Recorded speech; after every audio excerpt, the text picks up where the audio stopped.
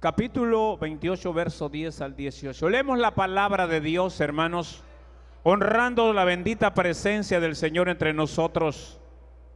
Salió pues Jacob de Beerseba y fue a Harán, y llegó a un cierto lugar y durmió ahí, porque ya el sol se había puesto, y tomó de las piedras de aquel paraje y puso a su cabecera y se acostó en aquel lugar. Y soñó, y he aquí una escalera que estaba apoyada en tierra y su extremo tocaba en el cielo, y he aquí ángeles de Dios que subían y descendían por ella. Y he aquí Jehová estaba en lo alto de ella, el cual dijo: yo soy Jehová, el Dios de Abraham tu padre y el Dios de Isaac. La tierra en que estás acostado te la daré a ti y a tu descendencia. Será tu descendencia como el polvo de la tierra, y te extenderás al occidente, al oriente, al norte y al sur, y todas las familias de la tierra serán benditas en ti y en tu simiente. He aquí yo estoy contigo y te guardaré por donde quiere que fueres, y volveré a traerte a esta tierra, porque no te dejaré hasta que haya hecho lo que te he dicho. Y despertó Jacob de su sueño y dijo: ciertamente Jehová está en este lugar, y yo no lo sabía. Y tuvo miedo y dijo: cuán terrible es este lugar. No es otra cosa que casa de Dios y puerta del cielo. Y se levantó Jacob de mañana y tomó la piedra que había puesto de cabecera y la alzó por señal y derramó aceite encima de ella. Amén. Pueden sentarse, hermano, ¿verdad? En esta noche vamos a meditar en esta palabra preciosa del Señor. En el transcurso quizás que tengamos que tocar algunos otros textos de la palabra de Dios, y vamos a hablar, ¿verdad?, en esta noche, hermanos, de un lugar donde adorar a Dios.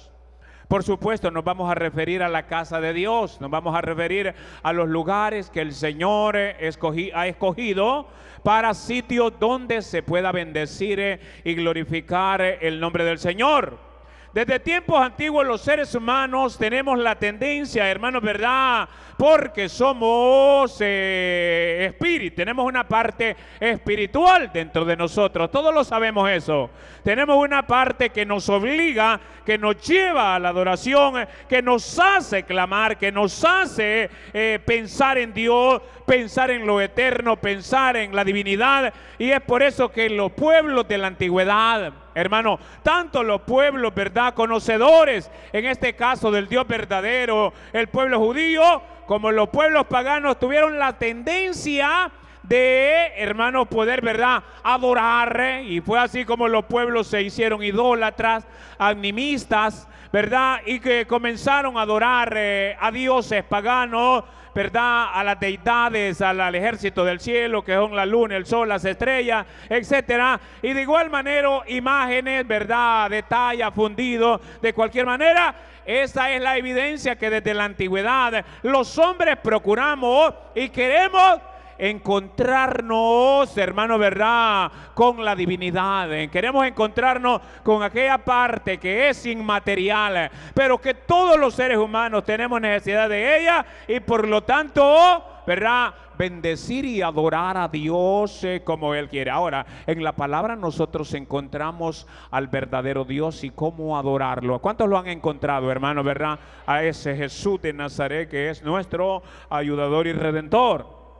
Ok, es así, hermano, ¿verdad?, como desde esos tiempos que el hombre, ¿verdad?, deseó adorar a Dios con todo el alma y el corazón, comenzaron a edificarse lugares y sitios donde bendecir. En la Biblia, el primer hombre que encontramos, hermano, que hace un altar a Dios fue aquel hombre llamado Noé, que después del diluvio, dice la palabra, edificó un altar y comenzó a presentar holocaustos delante de Dios. Este era de animales limpios y puros, dice la Escritura, y de esa manera, hermanos, aquel hombre, ¿verdad?, comenzó a tener comunión íntima con el Señor. En eso, ¿verdad? Eso es lo que a todos nosotros nos atañe.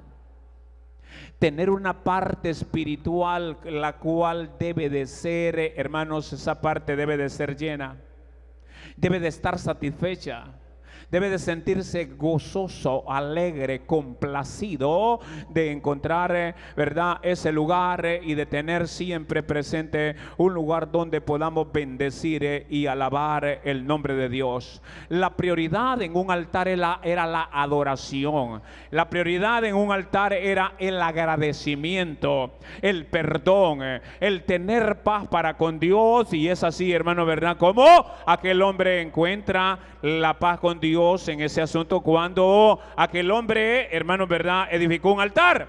Luego, hombres como Abraham encontramos en las escrituras que al lugar donde iba antes de construir y de hacer su tienda, primero era constructor de altares.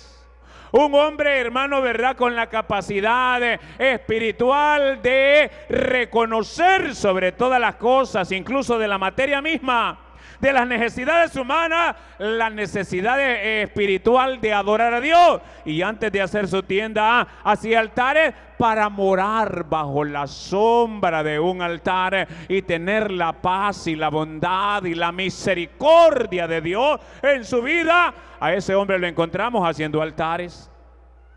A su hijo Isaac también lo encontramos, hermanos, ¿verdad?, haciendo altares al Señor. Luego este hombre Jacob, hermano, que es la tercera generación, ¿verdad?, a la que Dios, ¿verdad?, bueno, le habla, ¿verdad? Ya había Abraham, Dios le había dado tal promesa, de igual manera a Isaac. Y ahora la tierra en que estás acostado, le dice, la tierra en que estás tanto al norte, al sur, al este, al oeste, te la daré a ti, a tu descendencia, descendencia que no será contada. Y hermanos, es así como la promesa de Dios está en él, y tiene un sueño en que la bondad divina se manifiesta sobre él, y encuentra que ese lugar, dice él, en este lugar está la presencia de Dios y yo no lo sabía. Amén, hermano. ¿Cuántos creen que en este lugar está la presencia del Señor? Pero hay gente que tiene la vista o el entendimiento entenebrecido. Siempre que nosotros vamos a ir al lugar donde se alaba, se bendice, tenemos que pensar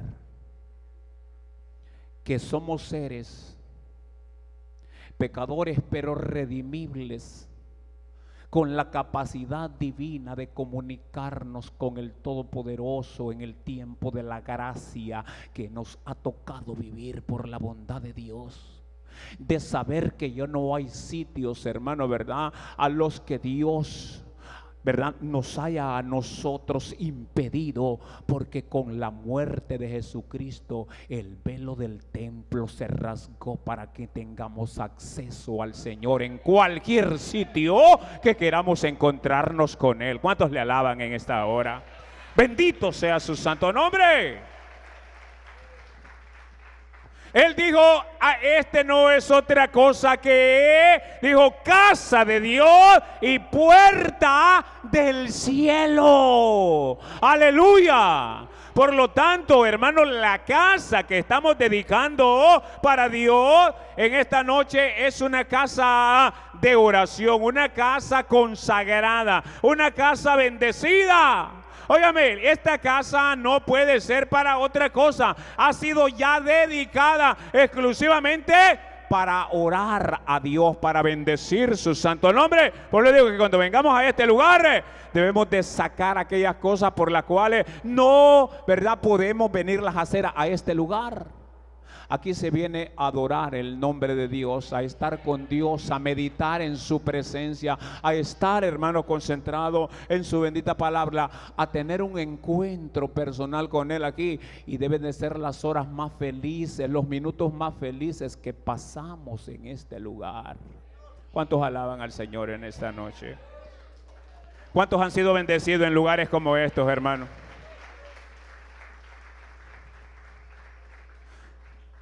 En una casa como esta, quizás todos, algunos al aire libre, algunas en una casa como esta, pasamos un día arrepentidos, de verdad, diciéndole: Señor, perdona nuestros pecados. Yo recuerdo la casa donde yo acepté a Jesús como mi Salvador. Era un templo similar a este, sin repello, sin celosías, sin cielo raso, sin piso, hermanos, como este. Pero era un lugar en donde Dios tocó mi alma, tocó mi vida. Sentí que Él podía hacer posible el renacimiento espiritual. Esa era la casa de Dios. Ahí estaba Dios cuando aquel varón me llamó y sabía que yo había llegado para entregar mi vida a Jesús. Él dijo: aquí hay un jovencito, dijo, que va a entregarle su vida al Señor, porque ya el Señor me había tocado y le había dicho: pastor, haga el llamado, porque yo voy a aceptar a Cristo en esa noche. Hermanos, y en aquella casa humilde que era en ese tiempo, óigame, cuando él dijo: aquí hay un joven, yo sabía que era conmigo, hermano, y me levanté como casi como de manera, hermano, verdad, automática. Pareciera que yo estaba fuera como de la razón humana, hermanos, y pasé, y hermanos, de manera, como le digo, algo sobrenatural, de mis ojos corrieron lágrimas, verdad, de arrepentimiento. Pasé a aquel lugar, me arrodillé, ahí aquel hombre oró por mí y sentí que fui una nueva criatura. Cuando yo me levanté de ese lugar, hermano, la carga que sentía en mi vida de pecado, de maldad, a pesar de ser un joven, hermano, ¿verdad?, del pecado original nadie se puede librar. Yo casi no conocí el mundo, hermano, porque me crié en un hogar cristiano. Sin embargo, podemos decir aquel verdad, aquel dicho popular: yo nací en un garaje, pero no soy carro, dije alguien. Yo nací en un hogar cristiano, pero no era cristiano. Estaba perdido y muerto en delitos y pecados. Necesitaba encontrarme en un lugar como este, con la presencia del Señor, que me cambiara, que me transformara, que me hiciera una nueva criatura, como a muchos aquí en este lugar, hermanos. Amén. Ese es un lugar especial entonces para venir, en la casa de Dios. Y me sentí un hombre nuevo. ¿Sabe qué pasó después a los 13 días en ese lugar? El pastor me dijo: yo quiero que usted haga su primer ayuno. Cuando tenía como unos 8 días de haberme convertido. ¿Y cómo es? Yo le voy a enseñar. Me dijo: solo haga caso a lo que le voy a decir. Véngase el sábado a las 6 de la mañana aquí a este lugar en ayuno. Y ya me enseñó. Yo sabía cómo se ayunaba, por supuesto. Hermanos, lo que le quiero contar es lo siguiente: lo que sucedió en un lugar como el que venimos aquí a bendecir y adorar a Dios. Cuando aquel hombre comenzó a enseñarme la palabra, hablarme, hermanos, recuerdo que en el libro de los Gálatas, en el capítulo 5, a partir del verso 16, yo sentía una presencia extraña en aquel lugar. Yo sentía algo sobrenatural que se movía en todo el entorno de aquel lugar. Eso era un sábado, pero los lunes, que antiguamente eran los cultos de oración en las iglesias Príncipe de Paz, recuerdo que orando, hermanos, como de pocos días de convertido, yo sentí una cosa rara y extraña sobre mi cabeza, una cosa que quería entrar, y ¿sabe? Yo tuve miedo. Y le pregunté al pastor qué era aquello. Me dijo: el Espíritu Santo lo quiere bautizar, me dijo. Ah, sí, es eso, sí. ¿Y qué hago? Le digo: la próxima vez que usted lo sienta, me dijo, usted debe de darle libertad, no debe de tener miedo, debe de abrir su boca y decirle: Espíritu Santo, yo soy un vaso para que entres y tomes mi vida. Hermano, cuando eran como las 11 de la mañana, el pastor ya no pudo seguir con la palabra que me enseñaba y me dijo: oremos. Nos arrodillamos en un piso, hermano, es verdad que era puro polvo, pero yo recuerdo que solo se arrodilló aquel hombre que hoy es un anciano, y el Espíritu lo tomó. hermanos, y comenzó a hablar en otras lenguas. Eso fue como que me contagió a mí también, hermanos. Y recordé las palabras que me había dicho. Le dije: Espíritu Santo, abro mi vida, mi mente, mi corazón, hermano. Y aquella fuerza, aquel poder que sentía entró en mi vida, hizo el milagro bucal y comencé a hablar en otras lenguas según el Espíritu me daba. Hasta el día de hoy el Espíritu Santo, hermano, ha estado en mi vida para bendecirme, y fue en un lugar como este donde la presencia de Dios cayó. Ahí, hermano, pasamos como 3 horas en oración que se me hicieron cortito aquel tiempo. Fue aquí, es por eso que aquel hombre clamó, dijo: aquí tiene que estar el Señor, porque todo lo que aquí sucede es sobrenatural. ¿Cuántos que aquí quieren que aquí suceda solo cosas sobrenaturales, hermano? Liberaciones, sanidades, conversiones, milagros, que vengan dones espirituales, que haya profecía, que haya en este lugar, hermanos, género de lengua, interpretación de lengua, que se muevan los dones de Dios en el pueblo que aquí está en esta noche. Es por eso que aquel exclamó y dijo: este no es otra cosa que, ¿verdad? Este lugar es terrible, dice la palabra.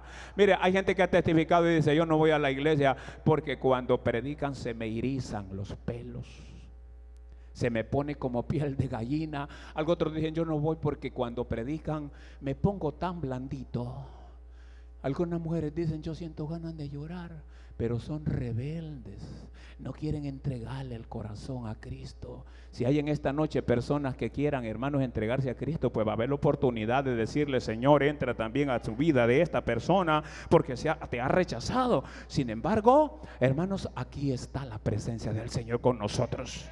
Bendito sea su santo nombre.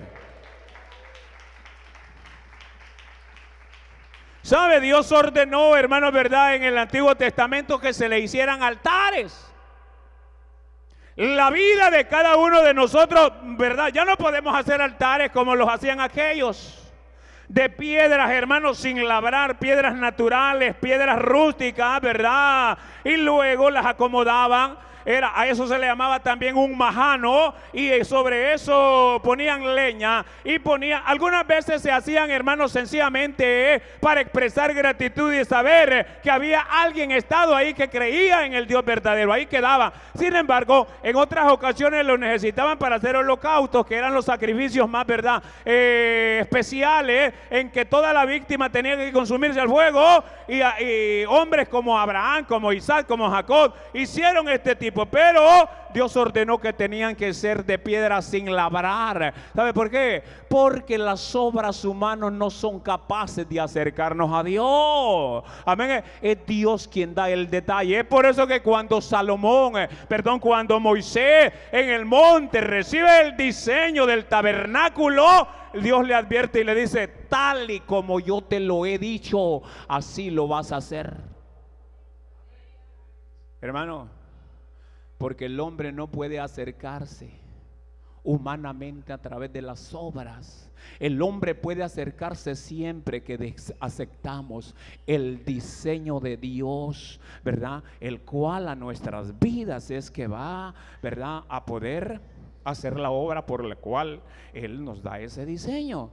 Es por eso que la salvación es a través de Cristo Jesús. No hay otro medio sobre la faz de la tierra. Y si el plan fuera para todo el universo, hermano, ¿verdad? Pues pero los humanos tenemos tal promesa de ser redimidos mediante la sangre de Cristo y no por obras, dice la Escritura, para que nadie se pueda gloriar. ¿Cuántos alaban a Dios por eso? Es por eso que los altares así se hacían. De igual manera, en el diseño del tabernáculo no tenían que sonar martillos, dice la palabra, porque las obras humanas nunca son agradables delante de los ojos de Dios, porque nuestra naturaleza es malvada, es maligna, es carnal. Es, hermano, el designio de la misma de alejarse de alejarse de su Creador.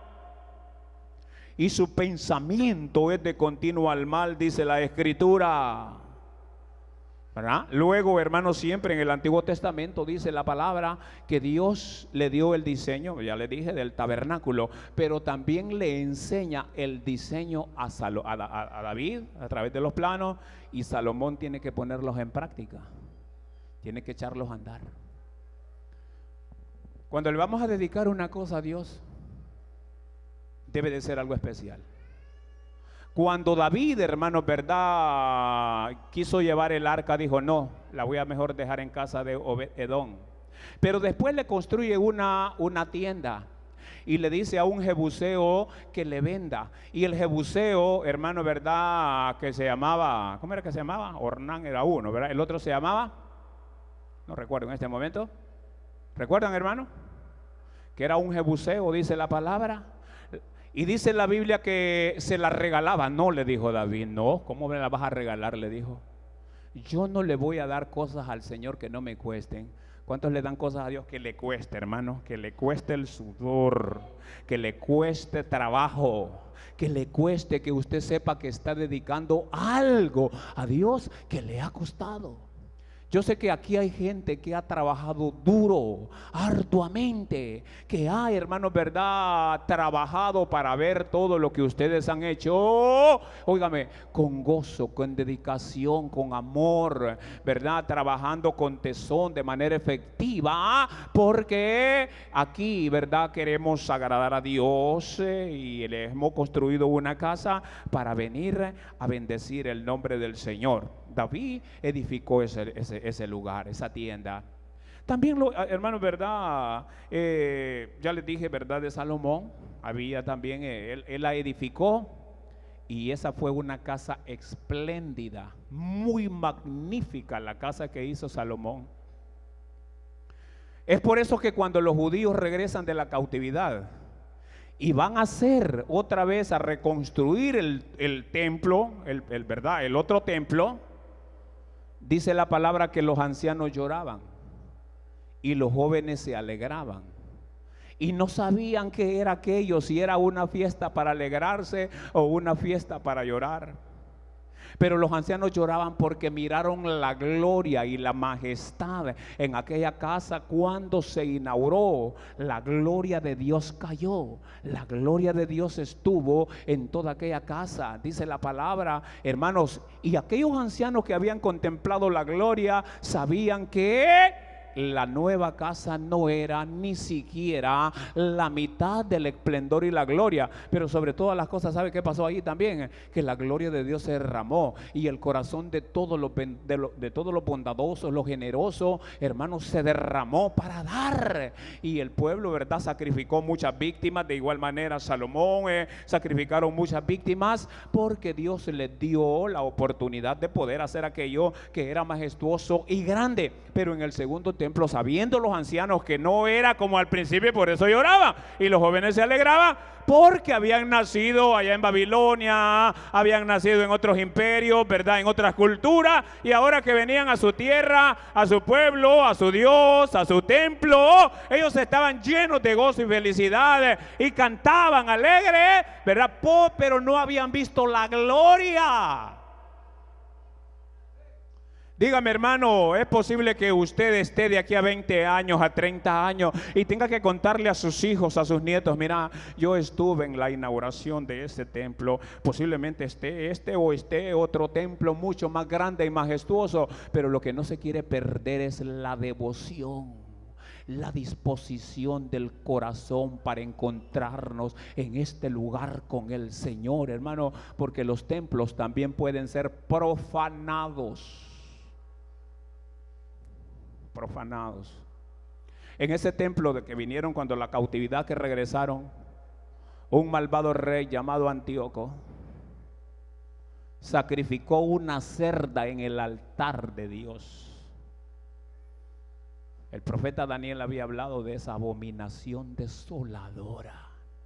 ¿Cómo puede haber hoy en día abominación desoladora en un lugar que debe de convertirse en un lugar en el que nos vamos a acercar a derramar nuestro corazón en oración, en ayuno, en búsqueda constante del rostro de Dios? Hermano, ¿cómo se puede convertir eso en un lugar profanado, ¿sabe? Cuando traemos distintos objetivos para los cuales esta casa no se ha creado.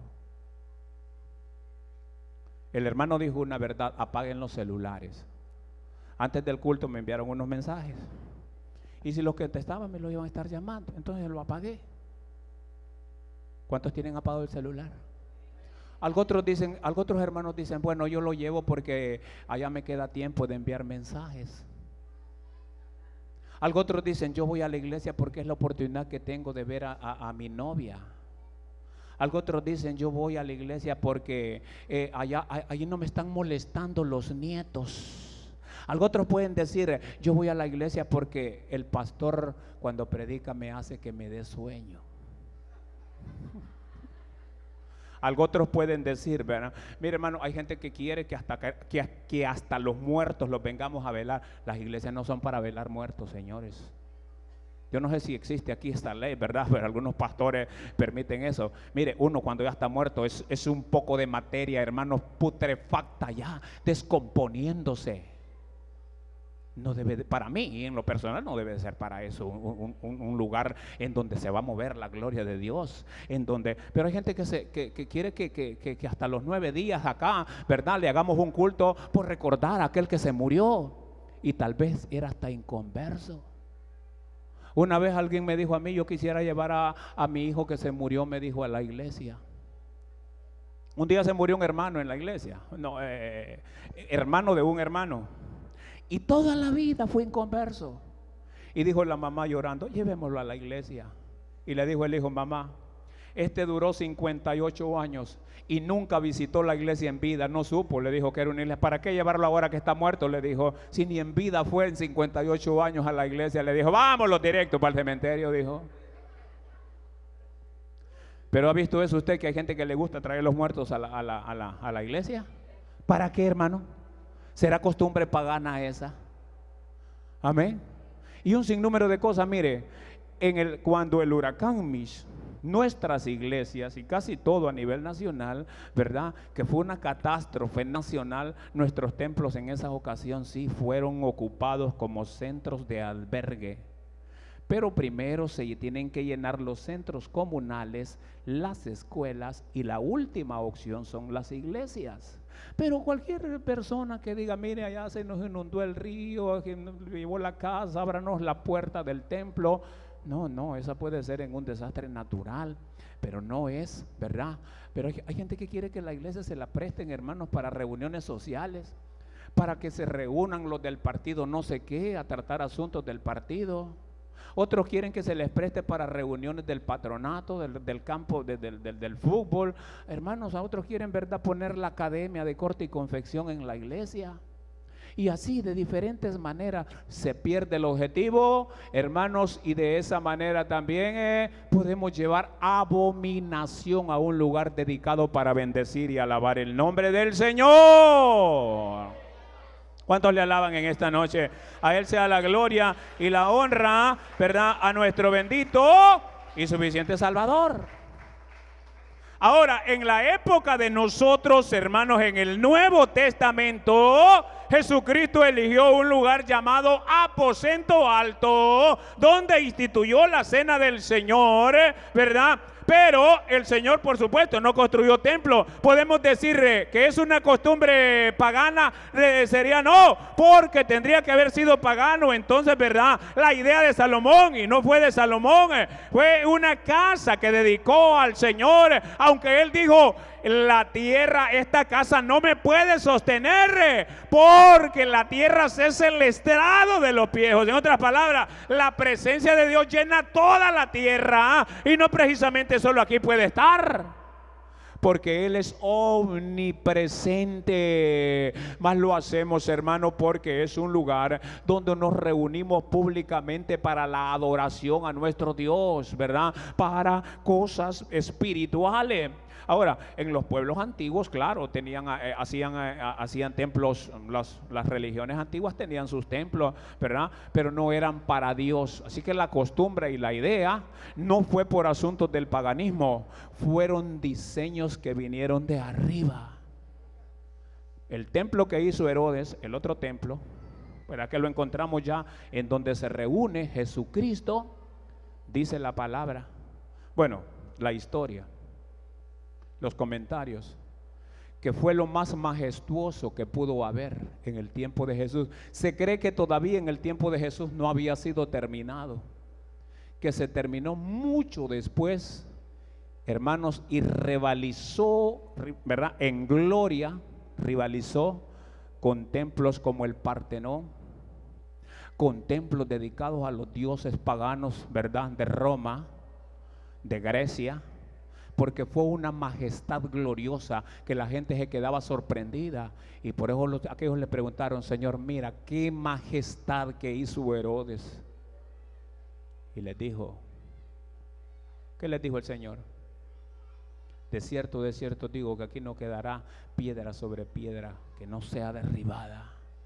Porque sabe una cosa, si las cosas cambiaran en nuestro país, porque ahorita tenemos, ¿verdad?, leyes, artículos como el 85, el 77, que nos dan la garantía y la libertad de expresarnos y poder predicar la palabra sin ningún problema. Pero si las cosas cambiaran, dejaríamos de ser luz, esto se cerraría. Pero tendríamos que ser cristianos siempre, hermanos, como en países como Bulgaria, como en países, ¿verdad?, de la ventana 1040, en que la iglesia es clandestina, porque el Señor busca verdaderos adoradores que le adoran en espíritu y en verdad. Y le dijo a aquella mujer samaritana: viene la hora que ni en este monte ni en Jerusalén se podrá adorar al Señor. Y usted puede, en su corazón puede estar el altar que Dios necesita, y le puede adorar en su casa, le puede bendecir donde quiera, en su carro, en cualquier lugar, si hay una disposición natural y espiritual en su vida para bendecir a Dios con toda su alma y todo su corazón. Pero el Señor escogió un lugar público para hacer una reunión, y este fue el aposento alto. En el día del Pentecostés de igual manera se reunían en el aposento alto, pero cuando la iglesia fue diseminada, esparcida, se reunían, dice la palabra, en las casas. Pablo se reunía de igual manera en las casas, pero los judíos en todas las comunidades, tanto en la diáspora como en Jerusalén, en las ciudades, habían pequeños templos, hermanos, o casas que se les llamaba sinagoga, y en esos lugares eran para discutir la ley. Pero en Jerusalén, que existía el Sanedrín, en la sinagoga también discutían asuntos judiciales, asuntos, hermano, verdad, contemporáneos con las cosas que sucedían en su época, y ahí lo discutían. Siempre tuvo que haber un lugar donde hacer esas cosas. De igual manera ahora tenemos que tener un lugar para bendecir al Señor. Amén, hermano. Que esté bonito, que esté siempre, ¿verdad?, con brillo el lugar por donde pasamos, que las paredes estén limpias. Amén, hermano. Que las sillas no tengan un montón de chicles pegados, porque se ha fijado que hay gente que viene a comer chicles a la iglesia. Mire atrás a ver si mira algunos masticando. No, ¿verdad? No tenemos. Ok, pero el lugar hermano, dedicado para Dios, así debe de ser. Estar dedicado para, sencillamente, para bendecir a Dios con toda nuestra alma y nuestro corazón. Pero yo les dije, si en caso esto no se pudiera, tendríamos que hacerlo. Tendríamos que reunirnos como iglesia clandestina. Por eso que tenemos que orar por el país, por la nación. ¿Cuántos lo estamos haciendo, hermano? Por las autoridades, ¿verdad? Para que siempre tengamos la libertad de expresar, ¿verdad? Claro, sin contradecir las leyes del país.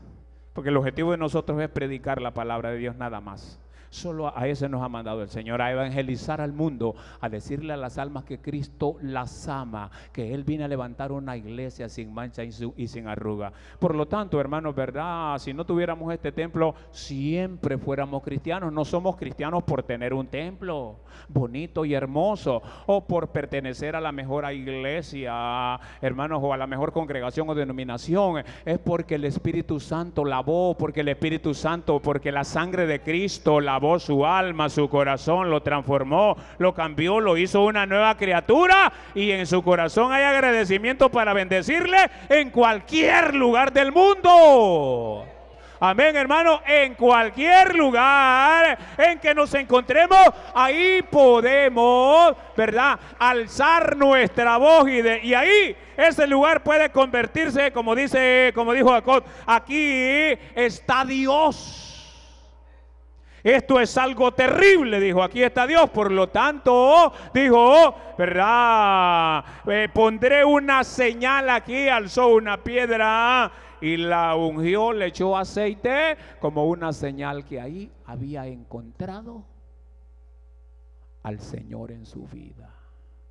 De igual manera, nosotros un día tuvimos un encuentro personal con Cristo. Ya les había dicho, algunos aceptaron en una campaña, ¿verdad? Algunos personalmente en su casa. Cualquier manera Cristo usó.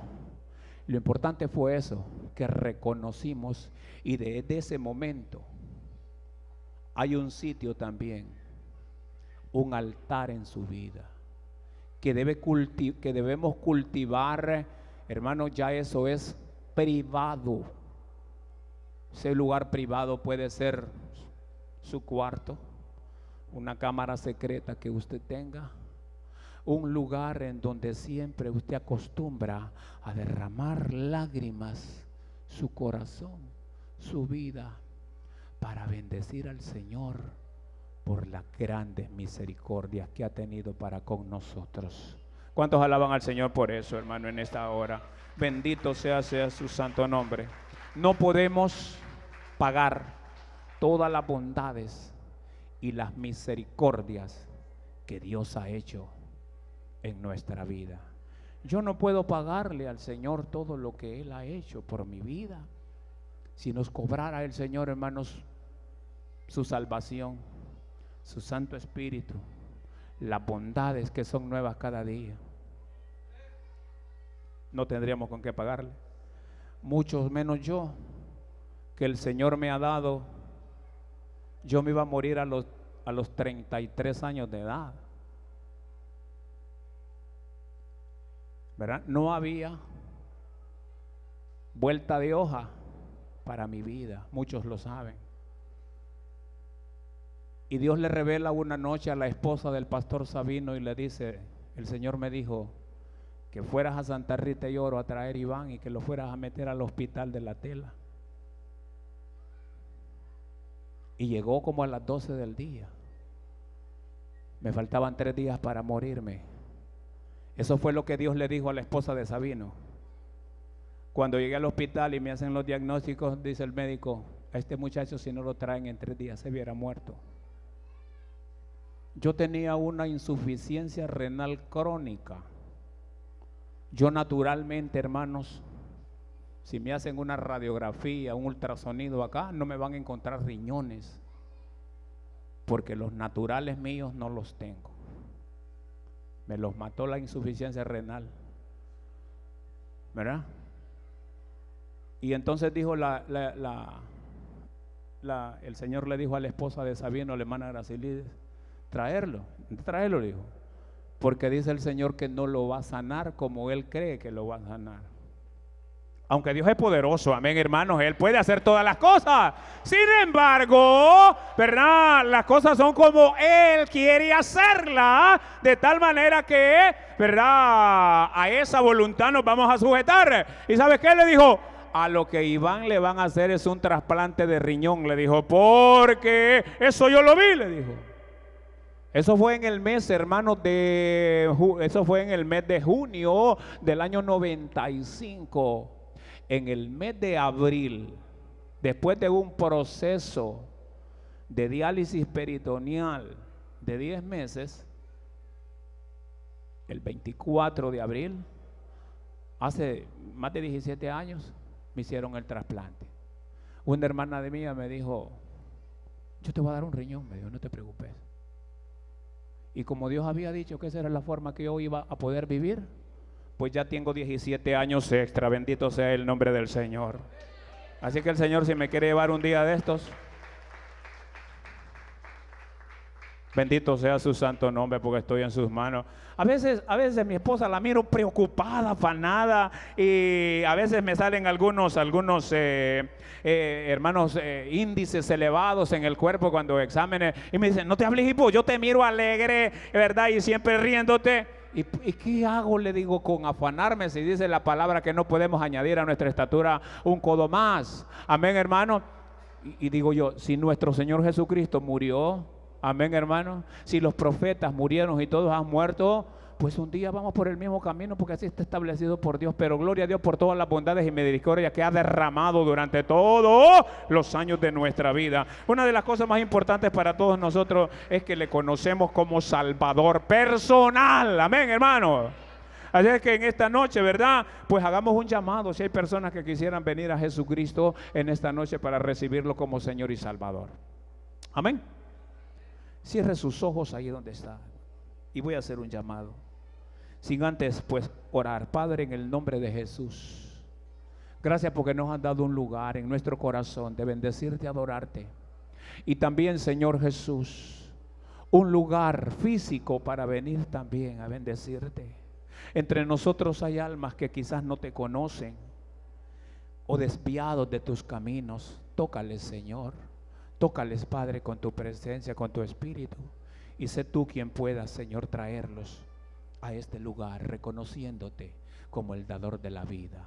¿Hay alguna persona entre nosotros que vino con ese deseo de decirle, Jesús, en esta noche quiero ponerme a cuentas contigo? ¿Hay alguna persona que quiere entregarle su corazón a Jesús, aceptarlo como el Salvador de su vida, o reconciliarse porque dejó este camino?